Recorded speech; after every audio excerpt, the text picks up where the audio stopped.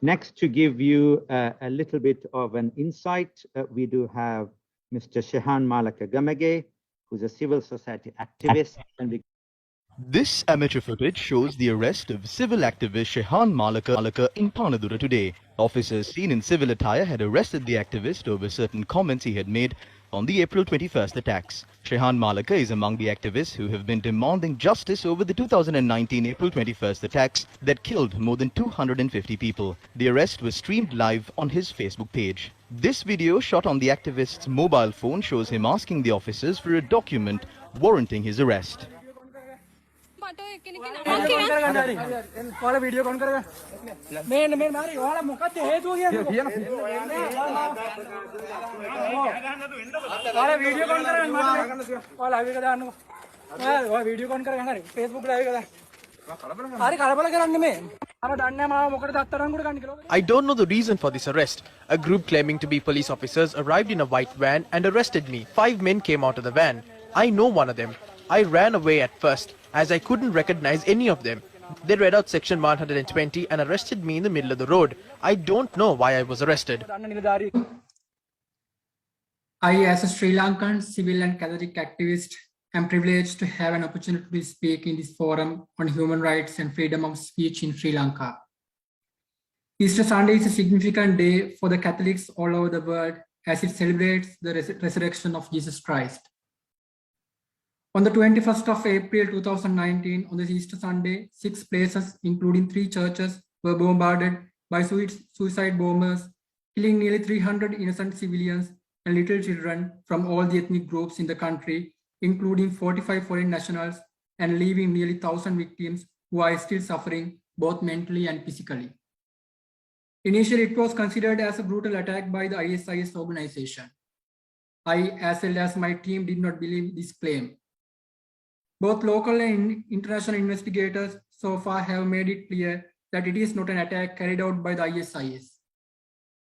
Investigations have revealed that an officer attached to the state intelligence services through the intervention of Tawhid Jamaat, an extremist group, had influenced an ISIS member in Indonesia to claim that the attack was carried out by the ISIS.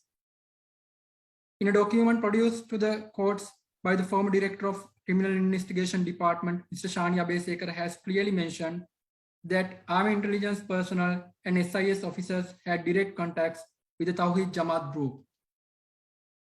From the beginning, we too had the suspicion as to whether the personnel from army intelligence and SIS ever had any contacts with the bombers. In countries such as Sri Lanka, creating ethnic and religious conflicts has been a common strategy for politicians to manipulate masses and gain political advantage. This fact is very well proven when we look at the history of Sri Lanka. We had reasons to believe that there were some secret political arms behind this carnage. Furthermore, the former Attorney General Mr. Dappul Dilivera, before his retirement, stated that there is a grand conspiracy behind the Easter Sunday attack. It is because of all these suspicions we have been insisting the government authorities on independent investigations into this attack. 6 of my close associates were murdered in this bloodshed, leaving several of them wounded, including some of the members in the group which I founded under the title Soulmate, through which many humanitarian projects are implemented throughout the country. Since the first instance of the attack, I, as a civil and Catholic activist, directly got involved with the Catholic Church leaders in Sri Lanka and the people in the victimized community to assist in facing the challenges after the tragedy. Following the attack, justice for the victims and strengthening of the national security became major topics on all the political stages. 7 months later, the current president, Mr. Gotabaya Rajapaksa, came to power, promising that he will punish the culprits as soon as he is appointed as a president, thereby granting justice to the innocent victims of his cold-blooded death. Though more than 2 years have passed, the current regime has failed to fulfill any of the promises in connection to this Sunday attack given in their policy statement. Instead, the current regime has taken measures to transfer CID officials who had been investigating into the attack and given promotions as protective strategy to the officials who were accused in the Presidential Commission report for the Easter Sunday attack. Furthermore, a Buddhist monk who was a leader of an extremist group who is suspected to have prepared the ground for ethnic chaos in the country is appointed as the president of One Country, One Law, which is a presidential task force. We, as civil activists, are not given the freedom of speech to question the government authorities or our doubts on matters pertaining to this Sunday attack. I personally took the burden onto my shoulders to keep the youth under control by sharing messages, text, audio and video clips on the social media platform to stop any unrest, chaos in the country. We took the leadership to pacify the situation at that time, but we did not stop our struggle seeking justice for the victims as we had our doubts about the involvement of the underhand politicians. We continued our struggle for justice amongst many challenges. We conducted media conferences to voice our opinion about the killing. I sacrificed myself and dedicated my time and energy and risked my life hiding 7 months in the north of the country, 1 month away from the country in Indonesia, 5 months away from the family in Colombo, studying and gathering facts and figures into the Merciless Act. I started forming groups of people to support the Catholic Church, and all of us have been working independently towards finding justice to the victims of the Easter Sunday attack in Sri Lanka. Our viewpoints about the attack were supported by the results of the investigations, finally revealing that there is a grand conspiracy behind this brutal attack. As a result of expressing my opinion in a public forum in front of the media on the 17th of August 2021 about the delayed justice and the possible culprits of the Easter Sunday carnage with some solid facts and figures, my present uncertainty of life started developing gradually with suspicion and life threats. I was summoned to the Criminal Investigation Department following my media briefing mentioned above.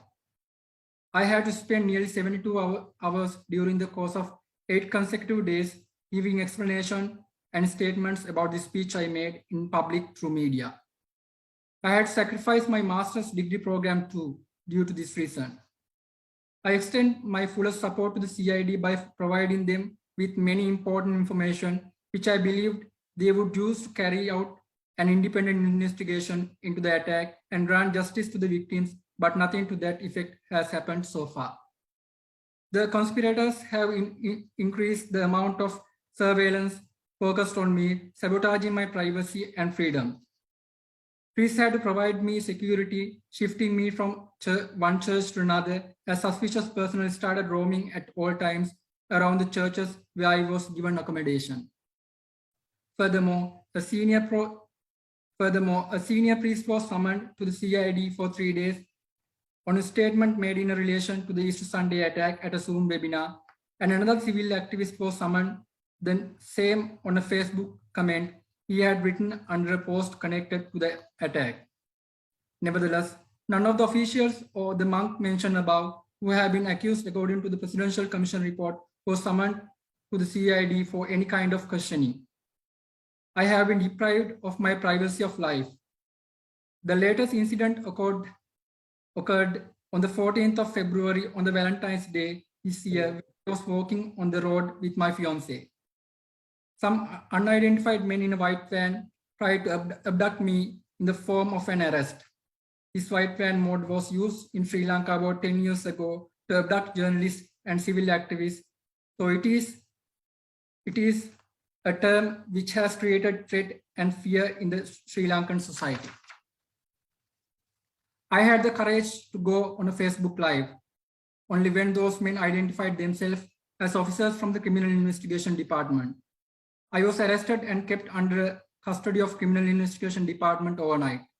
Having failed to submit valid reason for my arrest, I was released on bail on the following day with several conditions, including an overseas travel ban. Unfortunately, even my fiancée has lost her freedom as she is forced to stay in hiding to serve her life. Raising my voice for almost 3 long years for the victims of a selfish massacre in which not only the locals, but also people from several other countries lost their valuable lives. Today, I too have become a victim. I, being a 30-year-old young man, with my team have been fighting for justice for nearly 3 years with the pure intention of handing over a peaceful and free country to the next generation. This is my country where I was born and bred and ready to serve it till my last breath. Sadly, we are suppressed by government. So my humble plea to all of you is to come forward to assist us to stop this suppression and to put an end to victimizing the victims and to support, re-establish the fundamental rights to live freely and to enjoy the democracy in our country and to obtain the much awaited justice to the victims of Easter Sunday attack, which according to the investigations is a grand conspiracy. Thank you. Shehan, that was shocking. But I think the concerns here which you have raised were about the arbitrary nature of the arrest. There are no formal proceedings. There's no formal access to the judiciary system. On top of that, the persecution come from many fronts, including the authorities who are supposed to be providing the security to the citizens. And of course, lack of freedom of speech. And these all highlight where the status of democracy as well as the freedom to live in Sri Lanka lies.